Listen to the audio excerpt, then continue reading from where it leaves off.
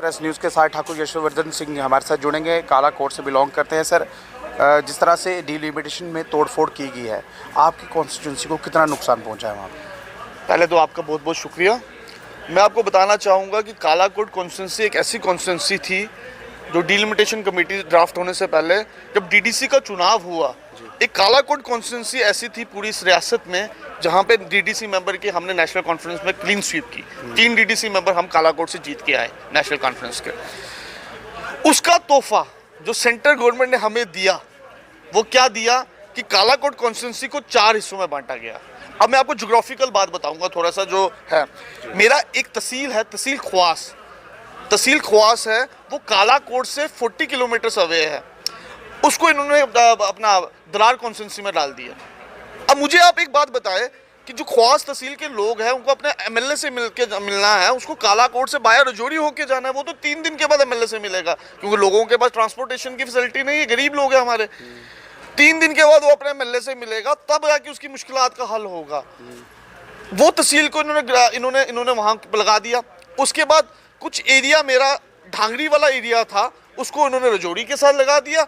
और कुछ पंचायतें जो डीडीसी कालाकोट की पंचायतें थी वो उन्होंने नौशहरा के साथ लगा दिया और सुंदरबनी को हमारे साथ लगा दिया। तो जी, जब इलेक्शन हुई थी डीडीसी की, तो तब वहाँ पे कुछ झगड़ा भी हुआ था, प्रॉब्लम हुई थी, क्योंकि वहाँ पर मारकुटाई का भी देखना चाहिए, क्योंकि वहाँ पर कुछ चीज़ें बांटते हुए भारतीय जनता पार्टी के लोग पकड़े गए थे। और उसके बाद जब आपने क्लीन स्वीप किया, यानी कि आपने अपना चेयरमैन बना दिया, क्या लग रहा है जम्मू कश्मीर में अभी जो डिलिमिटेशन रिपोर्ट जो पब्लिक डोमेन में डाली जा रही है, बताया जा रहा है कि वो दिल्ली से बन रही है, हमें ऐसा लग रहा है कि भारतीय जनता पार्टी के ऑफिस में बन रही है वो, क्योंकि सभी लोग ये इल्ज़ाम लगा रहे हैं और सबसे बड़ी बात उसके ऊपर रिजेक्शन नहीं डाल पा रहे।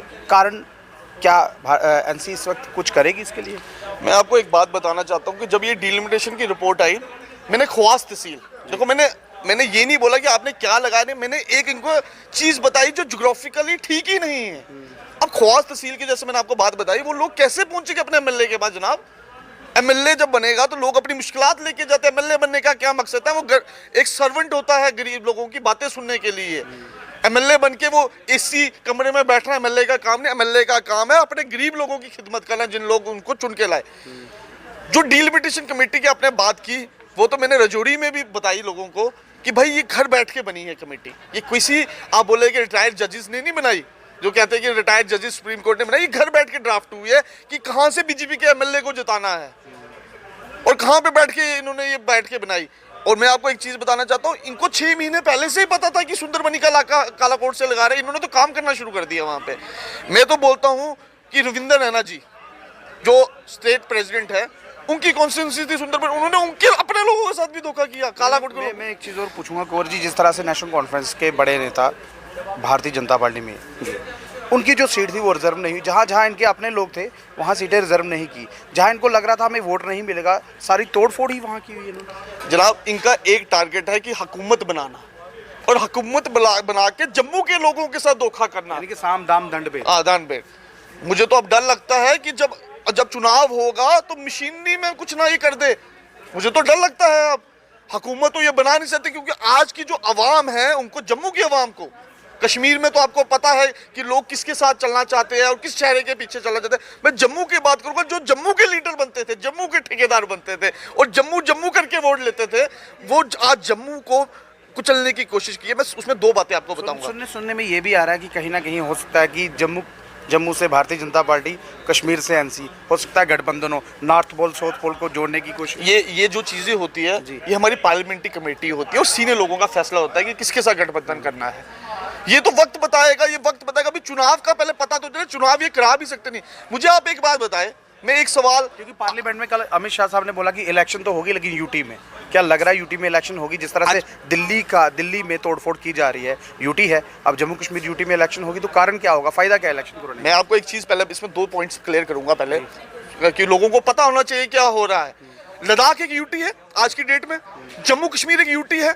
लद्दाख में बाहर का इंसान आके जमीन परचेज नहीं कर सकता। वहाँ पर पीआरसी होल्डर दोबारा दे दी। हाँ बिल्कुल, वहाँ दे दी।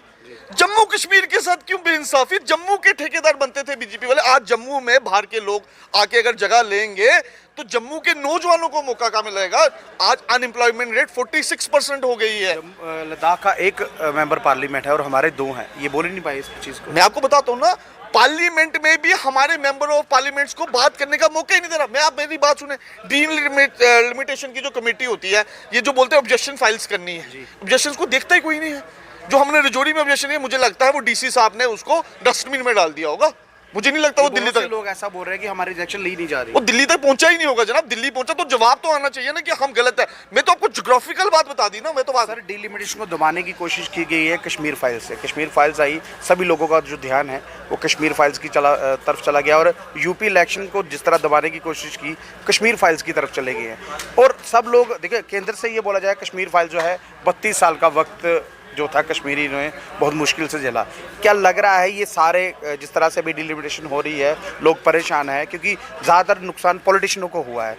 अब इलेक्शन होगी, हमारा नुमाइंदा कौन होगा, कौन सी कॉन्स्टिट्यूंसी से हम वोट डालेंगे, ये पता कैसे चलेगा उनको? जनाब मुझे एक बात आप बताएं, आपने जो सवाल पूछा मैं इसका जवाब दूंगा। इससे पहले जो बहुत बड़ा मुद्दा है जम्मू कश्मीर में, जी, महंगाई और गरीब, डेली वेजेस क्या करेंगे? मेरी बात सुने, पॉलिटिशियन तो तब एमएलए बनेगा जब हम इन लोगों के लिए कुछ इंसाफ करें। और डेली वेजर्स को बेचारे सड़क पे आ गए हैं।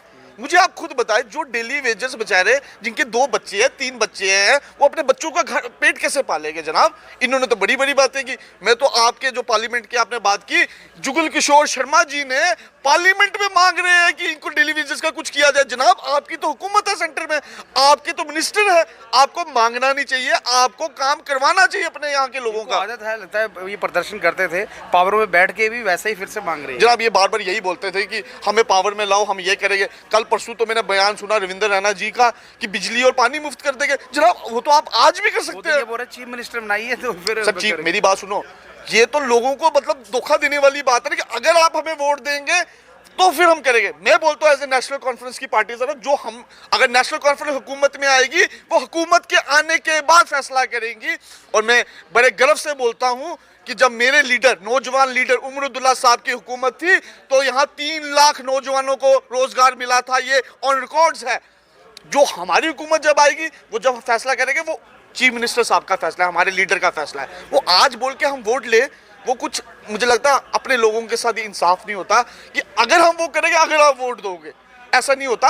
अगर एक मैं आपको इसमें बात बोलना चाहूंगा, कई जगहों में, मैं अपने एरिया की बात करूं, जोरी पूछ एक दूर दराज इलाका है, वहां बिजली की परेशानी है।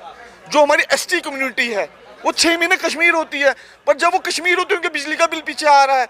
आज लोगों के लाखों रुपए बिल बन गए, वो कहां से लोग बिल देंगे? तो दरबार मूव रोक के ये बोल दिया था कि जम्मू में ही सारा काम होगा, कश्मीर का कश्मीर में होगा, जम्मू में जम्मू का होगा। कितना काम हुआ यहाँ पे? सर मुझे तो लगता है कि अफसरशाही इतनी है। मैं अपनी बात करूंगा, मैं अपनी एरिया के डिस्ट्रिक्ट रजौरी की बात करूंगा जनाब, कि अफसर सुनने को तैयार ही नहीं है। करप्शन का रेट इतना बढ़ गया है कि आपको किसी चीज की नकल चाहिए तो आपकी जेब में 5000 होगा तो आपको नकल मिलेगी। जनाब ये लोगों को क्यों नहीं समझ आ रही है बात? जो काम 100 में होता था 5000 में होगा। हाँ, आज 5000 में होएगा।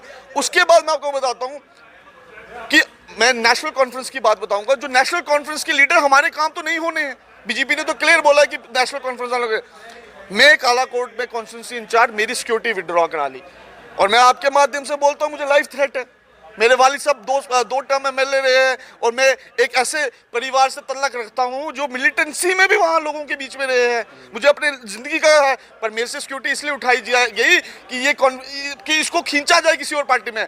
पर मैं आपके माध्यम से लोगों को भी बोलना चाहूंगा, मैं ठाकर यशपाल सिंह का बेटा हूं। ये छोटी मोटी बातें होती है, सिक्योरिटी विड्रॉ, हमें घबराना नहीं है। आने वाले वक्त में नेशनल कॉन्फ्रेंस एक ऐसी पार्टी है जो गरीब लोगों की पार्टी है, गरीब लोगों की पार्टी। नेशनल कॉन्फ्रेंस क्या लग रहा है कि आने वाले वक्त में जिस तरह से हालात अभी समीकरण बन रहा है, क्या लग रहा है जम्मू व कश्मीर से अपना निकाल पाएगी स्थिति? क्योंकि जिस हिसाब से कश्मीर फाइल्स आई है, बदनाम करने की जो कोशिश की गई है, क्योंकि एक ही पर्टिकुलर जो पार्टी उसका नाम लिया जा रहा है, लेकिन पूरा सच उसमें अभी तक दिख नहीं रहा वो। सर मेरी बात सुने, ये जो भी चीज़ें होती है ये पब्लिसिटी स्टंट होता है। इसी टाइम क्यों, इलेक्शन ईयर में ही क्यों? ये एक पब्लिसिटी स्टंट होता है। लोग जो बेहतर गरीब लोग हैं वो तो थिएटर वगैरह में भी नहीं पहुंच पाते जनाब। आज वक्त ऐसा आ गया है कि 2 वक्त की रोटी खाने को नहीं है। जहां जिस एरिया से मैं तलक रखता हूं, मैं जम्मू प्रॉपर की बात नहीं करूंगा, रजौरी पूंछ में बहुत गरीबी है जनाब। ये पिक्चर थिएटर जाना तो बहुत मुश्किल है वहाँ के लोगों के लिए। वो 2 वक्त की रोजी के लिए काम करते हैं जो मेरे लोग हैं कालाकोट कॉन्स्टिट्यूंसी डिस्ट्रिक्ट रजौरी के लोग। तो ये तो बड़ी दूर की बात है, पर मैं आपको आपके माध्यम से एक बात जरूर बोलूंगा कि लोगों को दबाने की कोशिश की जा रही है, लोगों को कि लोग आके कुछ ऐसा करें कि वो परेशान है। आज के आप कहीं भी चले जाए, आप जम्मू में चले जाए, ये जम्मू के ठेकेदार बनते थे बड़े बड़े, ये आप कविंदर गुप्ता जी, जुगल किशोर शर्मा जी, 25 MLA जो बने थे कि इन्होंने बोला था कि हम यहाँ पे हुकूमत में आएंगे तो हम जम्मू के लिए बढ़ाई करें। आज आप खुद जाए, आप यहाँ रघुनाथ बाजार चले जाए, क्या व्यापारी खुश है? लोगों के काम बंद कर दी गई है। और ये जो 2 साल हमने टफ टाइम देखा है कोरोना का, इसमें हमारे कितने बुजुर्ग और हमारे कितने, मेरे वालिद साहब इस कोरोना में गए, इस मुश्किल वक्त में हमने लोगों का साथ दिया, लोगों को बचाने की कोशिश की। और नेशनल कॉन्फ्रेंस हमेशा गरीब आवाम की आवाज़ उठाता है। और मैं आपको आज बताता हूँ कि जो हमारा मेन, देखो आज कोई भी ड्राइव स्टार्ट करते कोई नोटिस नहीं देते, रातों रात ये मशीन लगाते और उसको घर से बाहर निकाल देते। वो कैसे, क्या कानून है? आज कानून की कुछ है ही नहीं। दूसरी बात, जो बाहर के लोग आके यहाँ लैंड परचेज कर रहे हैं, जो उनको जगह यहाँ दी जा रही है, लैंड परचेज कर रहे हैं, उसका कहने का मतलब कि बाहर के लोगों का फ्यूचर बनेगा आने वाले वक्त में जम्मू कश्मीर में। जम्मू कश्मीर का बच्चा कहाँ जाएगा जिन्होंने यहाँ पे रहना है, मरना है, जीना है? मैं भी एक नौजवान हूं, मैं सवाल पूछना चाहता हूं एलजी साहब से कि जम्मू कश्मीर के नौजवानों के लिए आपने रोड मैप क्या रखा है? आप हमें बताएं। हमारा जो बच्चा पढ़ लिख के आता है, लॉ ग्रेजुएट आता है, जो जिसके माँ बाप अपना पेट काट के अपने बच्चे को पढ़ाते हैं कि मेरा बच्चा आने वाले वक्त में, मेरे बुढ़ापे में क्या पता 2 वक्त की रोटी मुझे अच्छे तरीके से खिलाएगा, वो बच्चा बेचारा जिसको नौकरी नहीं मिलेगी, उससे क्या होगा? हमारा ऐसा वक्त आता है कि नौजवानों को रेहड़ियां लगानी पड़ेगी, ये तो सब्जी बेचनी पड़ेगी। ये तो बोला था उन्होंने, पकौड़ा तली और अपना काम चलाइए। तो आप मुझे एक बात बताएं, जिस बच्चे बेचारे ने डॉक्टरी की हो, लॉ ग्रेजुएट हो, क्या वो पकोड़े तलते हुए अच्छा लगेगा? उसको दिल था कि अगर मैं लॉ ग्रेजुएट हूं तो मुझे कहीं वहां मौका मिलेगा। 2 करोड़ रोजगार का नारा दिया था। वो तो पिछले लेफ्टिनेंट गवर्नर साहब ने 50,000 नौकरियां बोली, वो 50,000 नौकरी तो मुझे दिखती नहीं। बताता हूं आपको, ये क्या करते हैं, डिस्ट्रिक्ट रजौरी की बात करो, जो पैसा देते हैं ना उसको लैप्स करा देते हैं। अटेंडिंग सिस्टम है कि ग्राउंड तक पहुंचता ही नहीं। अब जाके देखिए, ये तो लोगों को तंग किया जा रहा है, लोगों को पकड़ा, उसी पैसे को अगले साल वो बजट में घुमा देते हैं, रोटेट करेंगे, और वही पैसा घुमाया जा रहा है और जम्मू कश्मीर के लोगों को धोखा दिया जाता है। इस साल 50 लाख दिया, इस साल ये किया वो किया, ये लोगों के साथ धोखा है, जम्मू कश्मीर के अवाम के साथ धोखा है। मैं चाहता हूं जितने नौजवान मुझे देख रहे हैं, आप टेक्निकल चीजें देखें, अब मेरी बातों में भी की ना करें, आप ग्राउंड रियलिटी देखे जाके, आप ऑफिस में जाए, क्या जो पैसा टेंडरिंग होता है वो पैसा ग्राउंड में लग रहा है, कितना पैसा डिस्ट्रिक्ट में आ रहा है, कितना लैप्स हो रहा है, ये चीजें देखनी चाहिए। क्योंकि अब वक्त आ गया है, हम लोगों को, नौजवानों को आगे आना पड़ेगा।